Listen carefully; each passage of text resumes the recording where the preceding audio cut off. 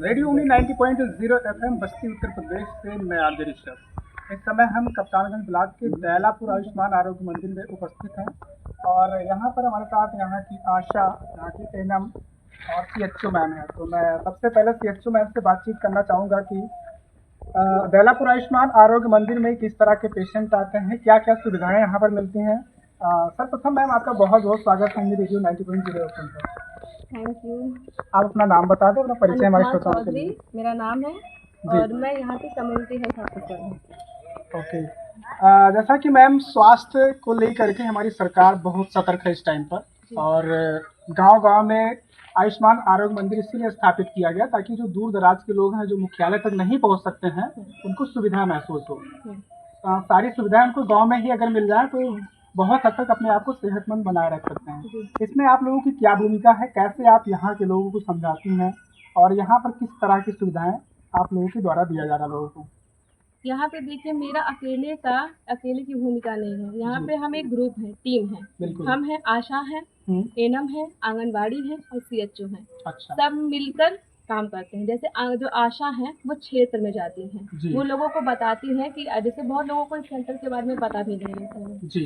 वहाँ पे जाती हैं, लोगों को जानकारी देती हैं कि यहाँ पे भी एक सेंटर खुला हुआ है। आपको जो नॉर्मल ओपीडी की, मतलब किसी के सर में दर्द है, पेट में दर्द है, बुखार है, जुकाम है या फिर कोई जांच है, शुगर की जांच करानी है, बीपी की जांच करानी है, अभी कुछ और जांचें जो ऐड हुई हैं जैसे कि हीमोग्लोबिन की जांच हुई, सिफिलिस की जांच हुई और HIV की जांच हुई, तो यहाँ पे मुफ्त में होती हैं और भी बहुत सारी जांचें हैं। अच्छा। तो इनके थ्रू बताया जाता है कि सेंटर पे आपकी जो है जांच वो मुफ्त में होगी, तो उससे लोग अवेयर होते हैं, यहाँ पे आते हैं और अपनी जांच करवाते हैं और जो दवाई होगी वो अपनी।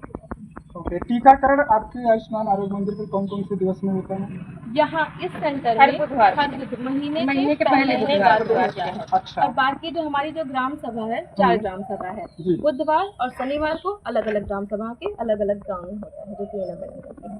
और हर बृहस्पतिवार को एनसी होता है। अच्छा। एनसी का हर बृहस्पतिवार को जैसे जो प्रेग्नेंट वुमेन होती हैं उनकी जांचें होती हैं, तो हर बृहस्पतिवार को सेंटर पे एनसी होता है। खान पान के बारे में बताया जाता है और उनका गर्भवती महिलाओं को आप लोग कैसे जागरूक करते हैं, क्या सलाह देते हैं? क्योंकि गर्भावस्था एक किसी भी महिला के लिए एक बहुत बेहतरीन पल होता है, उनको आप लोग कैसे जागरूक करते हैं, किस तरह की सावधानियां बरतना है, इस तरह का कुछ बताना चाहेंगे? देखिए, पहले तो टीकाकरण पहले कराएं आकर के, जैसे ही गर्भ का पता चले वैसे आके तुरंत टीकाकरण करवाएं, जिसमें टीटी फर्स्ट टीका लगता है। उसके बाद वो अपना जांच कराएं। जांच कराने के बाद में उनको आयरन फोलिक एसिड पहले दिया जाता है, 3 महीने के अंदर दिया जाता है। फोलिक एसिड पहले दिया जाता है। उसके बाद में उनको खान पान के बारे में अच्छे से बताया जाता है, जिससे वो हर महीने मतलब आ करके यहाँ पर बृहस्पतिवार को हमारे यहाँ आती हैं, चेकअप कराती हैं, जिसमें उनका कोई पैसा नहीं लगता है।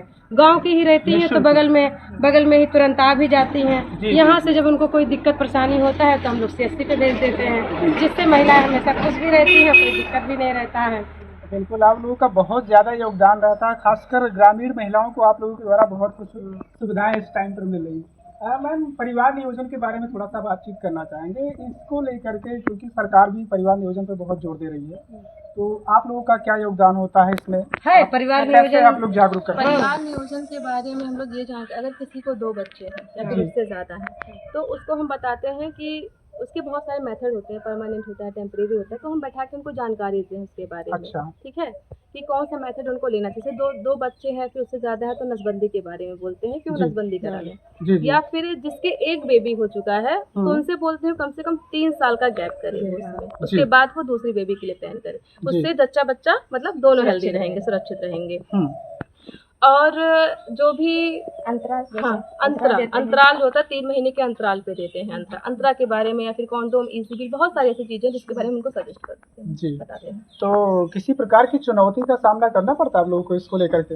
हाँ बहुत सारी चुनौतियां हैं इसको लेके। जैसे बहुत सारे लोग कुछ पुरुष जैसे मानते ही नहीं है, उनको पसंद ही नहीं है, लेकिन ये है महिलाओं के माध्यम से उनको फिर तैयार किया जाता है, क्योंकि महिलाएं ही घर का पूरा ही जिम्मेदारी उठाती है, बाहर तो पुरुष रहते हैं ना। बिल्कुल पुरुषों का इसमें जब तक समर्थन नहीं होगा तो फिर महिलाएं घर का पूरा काम करती हैं। अगर उनको बार बार महीने में अगर उनका बार बार मतलब रुक जा रहा है माहवारी रुक जा रहा है तो उनको दिक्कत हो जाता है ना, तो उनको यहाँ पर हम लोग इतने अच्छे से समझा देते हैं कि वो घर पे अपने जो मतलब एकदम पति को मना लेती हैं, तो वो तैयार हो जाती हैं। आप लोगों का भी इसमें बहुत ज़्यादा योगदान है और यही होना भी चाहिए, क्योंकि परिवार नियोजन भी इस देश के लिए एक चुनौती है।